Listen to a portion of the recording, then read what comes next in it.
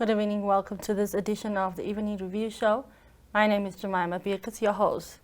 Now, today we have in studio Daniel Ashanti Koos, a trans woman who's demanding a public apology from the City of Windhoek after some of its employees have allegedly hurled derogatory insults to her last week, Thursday, in Karatura.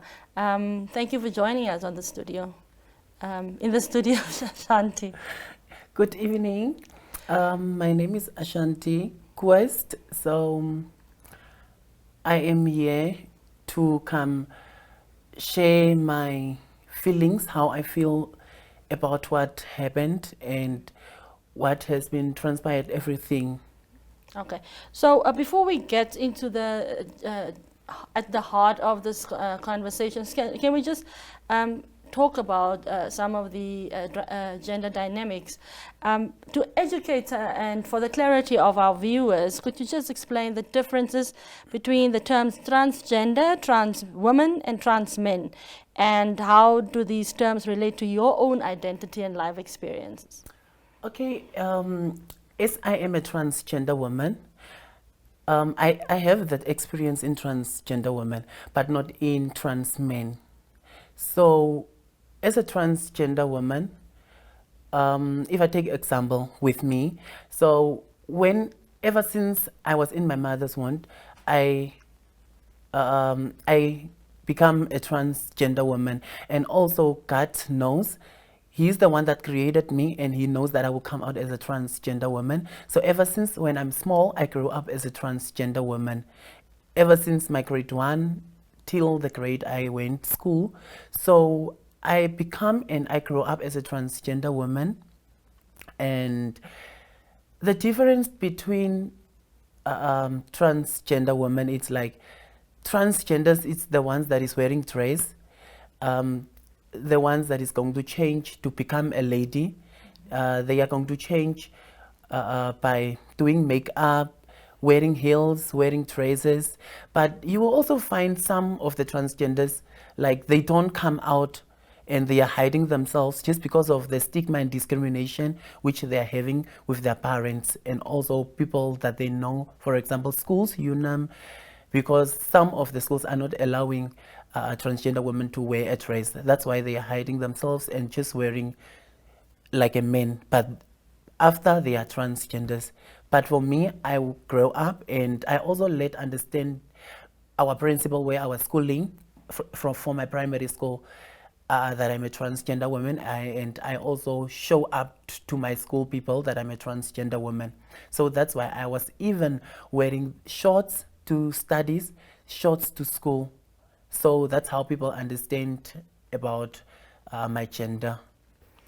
You just said some schools, and you mentioned a university's name. So can you just, which schools is it that you are aware and that you know of firsthand? Is it that they have turned transgender individuals away because of the dress code?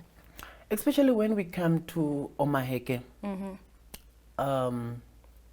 Omaheke, we are talking about Epako High School, Johannes Tuareg Roman Catholic School, because that one, it's a private school, like it's a Roman Catholic school. So Roman Catholic school doesn't allow transition or anything about transgenders because they are people that is having connection with our Almighty, and they are always praying, and they don't allow such a thing at that school. So some of transgenders I know even drop out school from that school just because of the stigma and discrimination towards the priest and people that was there, because each and every Friday and Saturday and Sunday they has to go to church, and when they wear something tied to church, like tied jean or something, that's where stigma and discrimination is starting. That's why they leave even school from there. So when we came at Epako High School, the principal, even there, it's having that stigma and discrimination, because I also experienced, because I was also there at that school. So when I came into the school, the first day that my mom took me to the school, there was so much stigma and discrimination because I came in with a dress because it was just for an application that we were looking for. So there was much stigma and discrimination at that school. Although I was taken to attend my grade 8 there, I decided not to go because I decided to go to very two places because that's the school that is open with our genders. That school is open with transgenders, gay people. They don't have any problem with that type of people because there are respect there, and there are also rules and regulations there. Yeah. So when you talk about stigma and discrimination that you've experienced at the other school when you did the application, what exactly was that? How exactly was that done? It was like calling names. Morphe, check this Morphe has been entered our schoolyard. And what is she coming to do with a dress here? So I feel the first time when I walk into that schoolyard, I feel a shame on me. That's where the discrimination starts. That's where I even told my mom, you are my mom. You are, how can I say? You are going to take me as who I am and understand who I am. How comes that other person is coming and telling me a Morphe, as my mom is even telling me this is my daughter? I'm going to understand and accept you, who you are and how you are. So I told my mom, no, I won't allow myself to stay in stigma and discrimination and shame always at this school because I know it will continuously happen to me at the school. So that's why I decided, no, let me just go to the school which is friendly with transgenders and gays. Okay. So, Ashanti, pronouns are crucial in respecting someone's gender identity. Could you share with us the pronouns you prefer and also offer insight on, in order for our viewers to understand the importance of respecting and to understand the dynamics around pronouns? Pronouns, it's like, I, especially as Ashanti Koos, doesn't want to be pronounced as him. No, because I prefer to be called Ashanti. And I also told my people, our staff members and everyone at my workplace, I prefer to be called she, Ashanti Koos. Although on my payslip and everything it's standing Daniel. Yeah, but on other papers and other things it's going to stand Ashanti because I prefer to be called she because I'm getting that emotional if someone is calling me him, especially if I take example what happened, was it yesterday? Before yesterday, it was on Tuesday. What happened with me, it's like I stepped into Katudura Hospital, Katudura Police Station, and I was called him. And there was that stigma and discrimination against me that was thrown by police officers. And it was very much shame for me that they were saying, no, it's him, he's having whatever.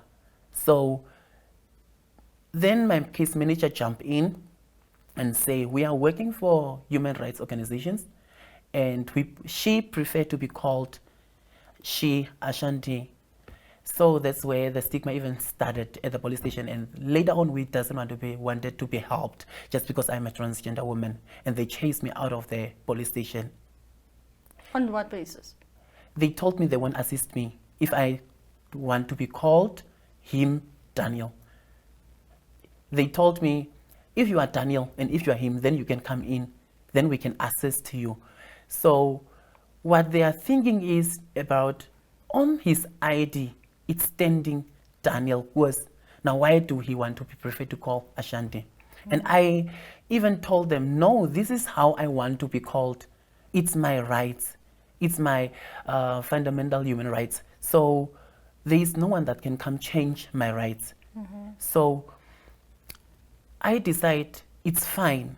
Let me go to the station commander, which is having that rights to come inform them to help me to open their case. So it was very difficult for me, and it was a long journey for me That Were you eventually assisted by the commander? commander was not present, and it was a journey for me. So I take a taxi to Ombudsman's office, and they are the ones that give me that power, and they are the ones that give me that vuma, and they are the ones that escort me to the police station. And when they arrived, that's a time that police officers were running. So they are having that advantage to transgender people, police officers, if we are alone and they think we are left behind in Namibia because we are LGBTQ plus people. And they will do whatever they want. They will put whatever they want on us. But later on, after I'm helped, that's a time I feel, yeah, so there are also people that can help us in this Namibia. They are also our right-hand side people that can also come assist us. So I decide, because that case was about the employees of City of Windhoek that was harassing me and stigmatizing and discriminating me and assaulting me at the streets where I was passing by. So I decided to come to the newspapers and come share my feelings and my experience towards the community, because this is not the first time I'm going through a lot. Could you, so as a trans woman, could you talk to us about transitioning and your experience and how it has been for you? About transitioning, do you mean like changing? Yes. Because you said you only started acknowledging your transgender identity in grade 1. Mm-hmm. How was it before that? It was not easy for me, because the stigma towards my family was worst. It was very much worst. When I was in grade 1, I started to stay with girls. I started to stay with my mother's sister's small little girl. I started to plait her. And later on, from grade 1, I just started like that up to grade 7. And when I come in grade 6, I was still that person that was wearing a skirt to the school, because the principal for that primary school understand, and he likes my manners, and there were people at our school that was giving that information about transgenders and whatever. Like they were doing, how can I say, they were learning people, and they were telling people what is transgender, what is gay, what is, and however. So that school was not that homophobic towards transgenders and gays and whoever. So they were learned to know how to stay with this type of people. So it was not even much difficult for me at that school. Okay. Yeah, the way how I grew up. So when I came in my grade 7, my family was still in that denial stages. No, we can't allow this, or we can't allow this person to become this person. But later on, my mom was my right-handed side person that was saying, it's my daughter. I accept her as she is. So, which was making me proud, because I decide also myself, I will be that person, I will be Ashanti. So ever since my primary school, that's a name I give myself, Ashanti Koos. So this transition of mine was a good journey and difficult journey for me. At the same time? At the same time, because the exception between my family and the exception between my mom, it was not, it was something that is in middle. But I decide, no, let me stand up for myself in this grade. Let me show my family that I am also a human being. I have my rights. I can do anything I want. So I just stand up, go my school, leave my school in grade 8, and it was really difficult for me when I left my school because my mom gets sick and she was in hospital. She was hospitalized. My mom firstborn denied my mom when she finished her school and started working as a teacher. So I was the right-handed side of my mom. I was always there for her. And she even passed away in my hands while I'm standing like that in the hospital. So me and my mom, actually, when I speak out, we were not having any family. Me and my mom, my small brother, my small sister, we were family. Ashanti, we'll go for a quick break and then we'll be right back. Thank you very much. All right, we'll be going for a short break. We are so excited to be kickstarting your morning with the entertainment. Everything was happening during this past weekend. Yes. Exciting news. Wow, no, she was killing it already. In my opinion, I don't see anything wrong with him serving the full term. As well as keeping you informed on the issues that you need to know happening in and around our country.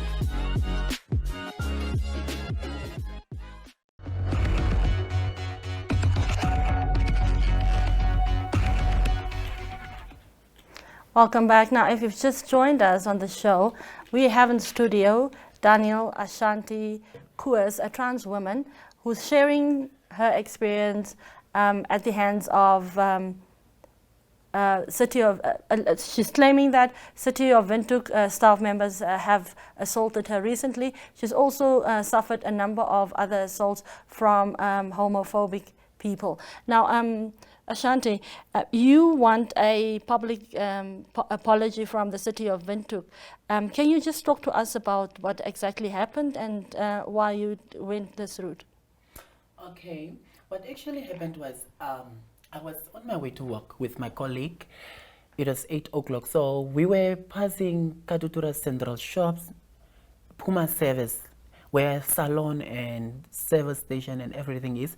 So City of Windhoek truck was passing the road, but when they see me, they stand in front of us. So when they stand, that's the time that they just started, this Morphe, aumiku Shakiraske, there is the black Morphe. Then the ladies are saying, no, she is, it's not even she, he is a man, he is having whatever between the legs. And it was really something that literally play with my emotions, my mental health, and I just started to collapse immediately. Fact. So when I collapsed, my colleague started to take the phone and start to take the video of the nameplate and the number that is at the door of City of Windhoek for us to have that evidence to report City of Windhoek employees at their office. So when I wake up after all this and when they throw stones on me, and when I wake up, I went to work. When I came at my workplace, I got access on internet, Wi-Fi.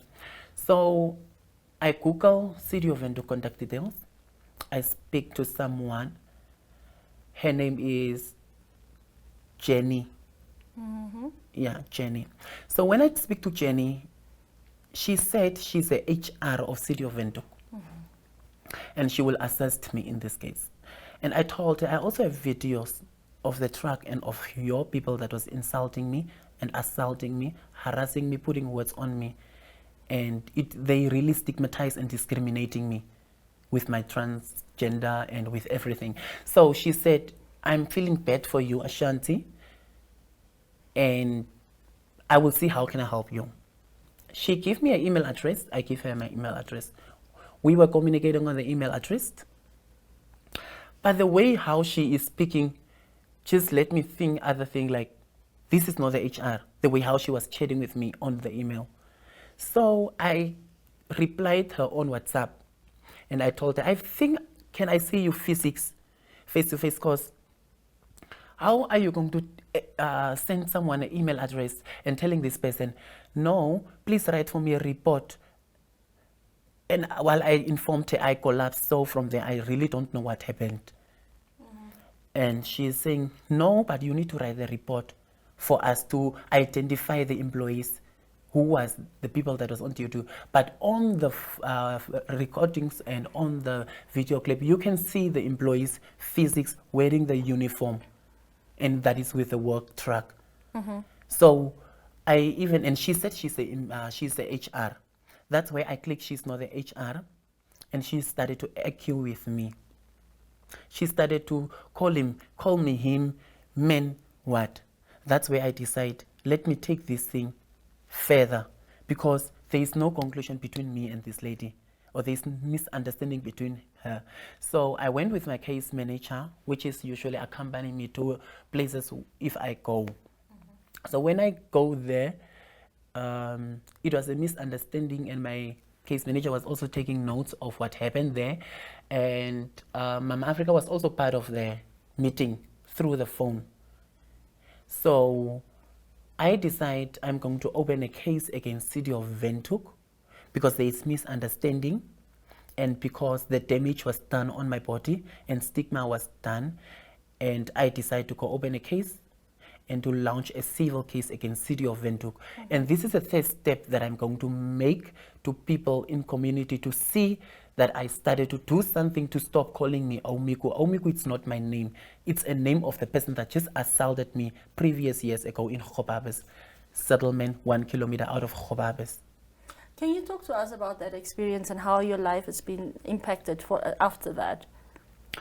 What actually happened was in Khobabes, it was in 2019, 2020, it was 2 assaults that happened different years. So what actually happened was, like, I will not give that much clue because the cases are still ongoing. So what actually happened was, I was assaulted. He said I eat his money, which was wrong. And I need to make my name clear to Namibians, because each and everyone in streets, it's telling me I eat the money, but which was not like that. Well, I was told to look for him a girlfriend for him to pay me.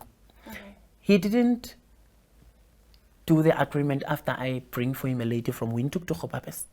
So I, Ashanti Koos, decided to call him and tell him I was sent the money by the lady to go take, and he gave me $1,000.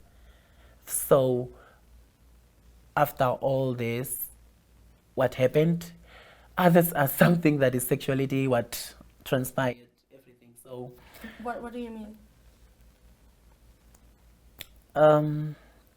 It's something that he wanted from me, and it's a IT now. That's how the beating and everything has been started.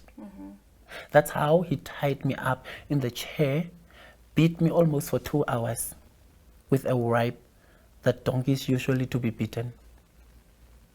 Why did he beat you up? He beat me up because for $1,000 that I can take cash at him. That means apparently I betrayed him or I eat his money. Okay. While it was not even like that. So it was a bad experience for me. It's even touches my family.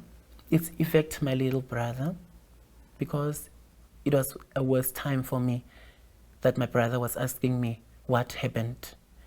Imagine he's 5 years old. I saw your video. Can you tell me? That was the questions that I was getting from my brother. So it was really something bad to me if a small kid asks me questions like that.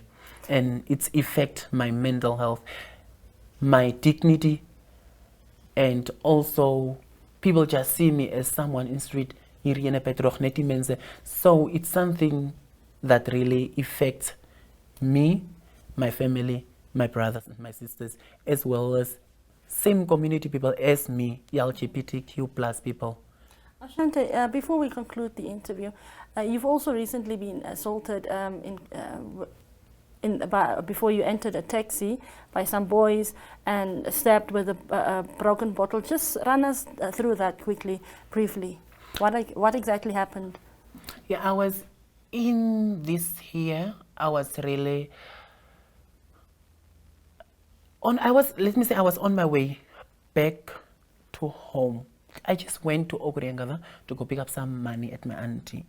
So I picked up money, and I was with my 2 friends, and we were on our way to go get the cab. It was around 7:30, almost 8:30, to go back to Fanaida.